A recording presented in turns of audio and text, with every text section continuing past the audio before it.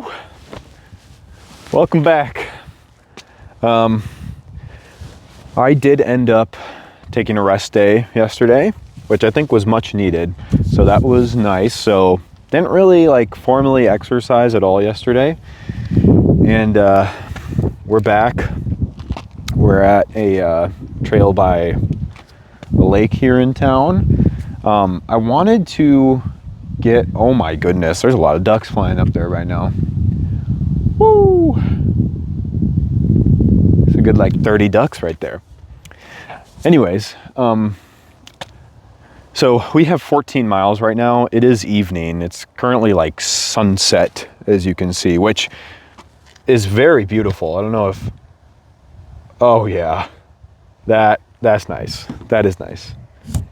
Thank you, God, for that. But anyways, I'm feeling rejuvenated. You could probably tell. Like I'm feeling ready to go. Like, let's do this, baby. 14 miles, I got pep back in my step. But one thing that has occurred to me is that with these long runs, I've kind of gotten in the mode of just like not really doing like warm-ups or anything, which, you know, to be honest, when it comes to like easy long runs, right? Like when duration is the training variable, when that's the thing you're going for, the amount of the mileage is what you're going for. I would say, like, in my mind, really there's kind of a natural buildup that you can build into the run itself. And so as far as the warm up and the cool down, I've kind of gotten in the habit of doing that. But I think, you know, if you look at your different types of stretches, like it's still worth it to probably do some dynamic warm-ups, which are like short stretches, like ones where you're not holding it. So like one of these, right, for the hamstrings and the glutes. And so usually I just kind of do this sort of deal a few times, like 5 to 10 times on each side. But the thing is I still kind of maintain that that's really going to come into effect like when I add pace as a training variable and I'm actually trying to train for speed a little bit, which who knows if that's even going to happen for this race, for these races coming up. Because I really just want to finish. I mean, they're long races. They're very long races. So getting ready for a 14 miler here. And I'm excited. I wasn't really intending to be running in the dark again, but as I've said repeatedly, I do like running at night.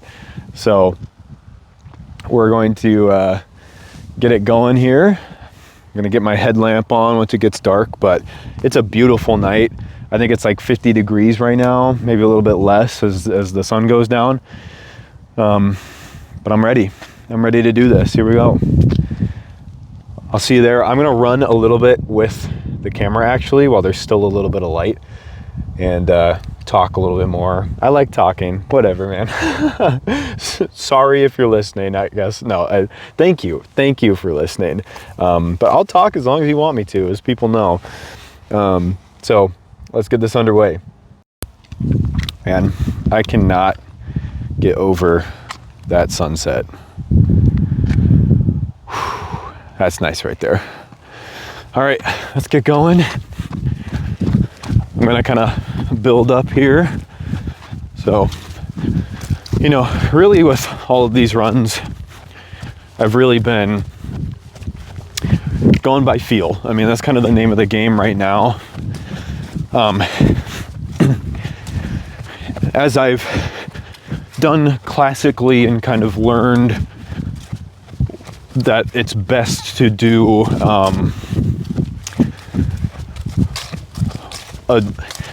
a very gradual progression in terms of your training variables, meaning like duration, intensity, volume, how much you do during a week or whatever, right? And so what I learned in school and what I've always done is really any progression that you do, any increase in training variable you only do one at a time. So if I'm increasing mileage for a certain day, that's all I'm focused on. I'm not trying to do it faster. I'm not trying to do my 14 miler faster than my 10 miler that I just did, right? And you can see how that would kind of make sense, because we're trying to isolate kind of conditioning of one side of your body at a time, and step things up in kind of a natural progression in that way.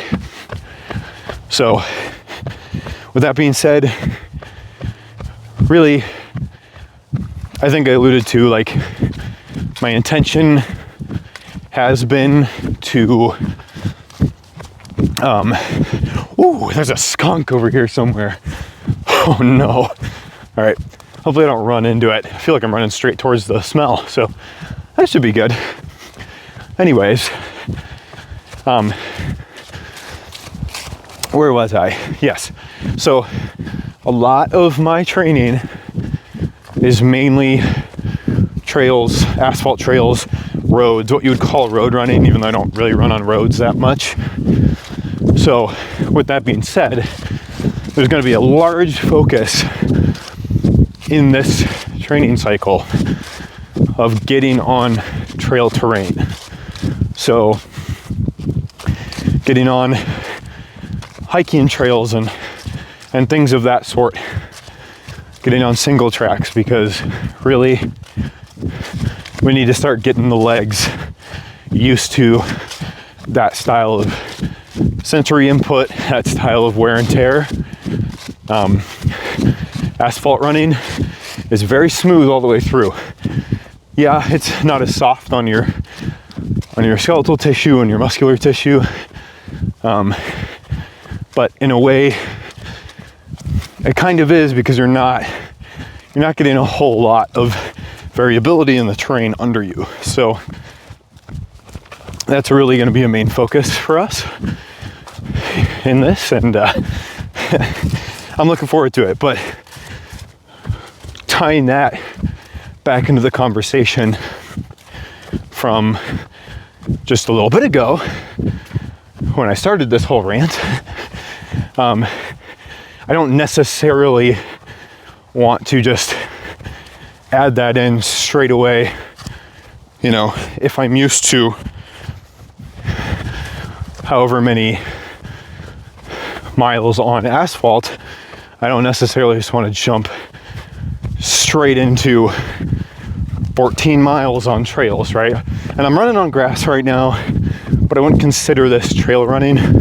There's some trails back here by in this park that I'm at, but I mean they just kind of like dip in and out of the woods, so we're not like trail running right now. But I am kind of, it's a little bit different in terms of progression. I do feel okay kind of adding that in time 5 a little bit minutes. more Distance gradually. 0.46 miles. Average pace 10 minutes 40 seconds per mile. Goes by fast when you're talking to a camera. We're already almost a half mile in, so feeling pretty good. I think my mic is dying. It's blinking at me, so I'll see how the audio turns out. But I planned on kind of 1 mile of just chatting here for a bit and just kind of saying what's on my mind. Figured that'd kind of be interesting. I love having conversations with people when I run, so I figured this would be a good way to kind of make my runs hurt a little bit less, especially on days where I'm getting really mentally fatigued as well. But we're feeling really good so far. I'm sure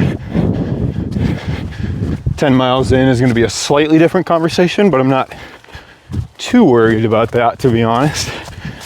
I feel like my tolerance of mileage has been above what I anticipated for kind of jumping back into this. I really fell off of running for a while there, and this is kind of my renaissance, so to speak. So it's been good, but a little over a year ago, I was hammering the mileage hard, and I think I jumped into it without any real plan.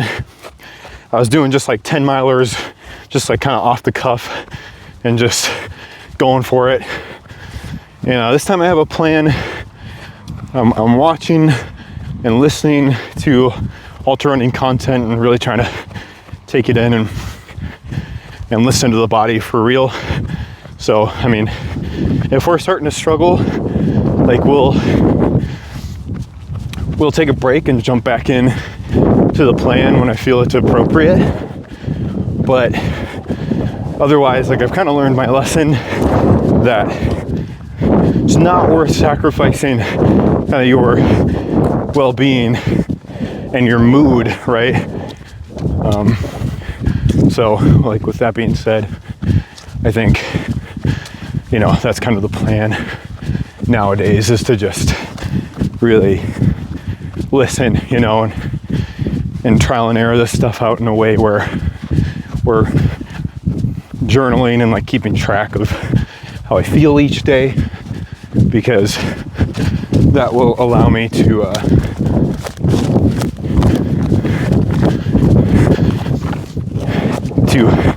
kind of plan moving forward as well with how I want to modify the days. And that all goes back to really my perspective changing already early on in this training process, where having your days planned out, but having a large range of what you can do for this endurance style stuff, I think is really important, because that really, it allows you some structure, but also the ability to say, hey, let's do the low range today, because we are struggling lately. I need a rest day, but I also want to push through some adversity to get myself used to this for the race, because an ultra race, whether it's 30K, 50 miles, 100 miles, you're going to go through some legit pain. So you do have to get used to that in a way, but longitudinal health, there's no reason to sacrifice that if you're just not recovering, right? Really, that's kind of the name of the game, and a general mindset is not compromising those processes in my body, and allowing general recovery. And you don't have to get necessarily so scientific, like you can manage those things from a broad perspective, but knowing some of those things does help. But also it all goes back to the name of the game, is these general listening to your body strategies and recovery strategies. So I think we're probably over a mile now. I got 13 miles to go, but I'm feeling good. So I'm gonna let you guys go, and we'll catch you on the flip side. All right, 8 miles in. Stopped at a Quick Trip to get some snacks. I got Kool-Aid bursts in my gel pockets here.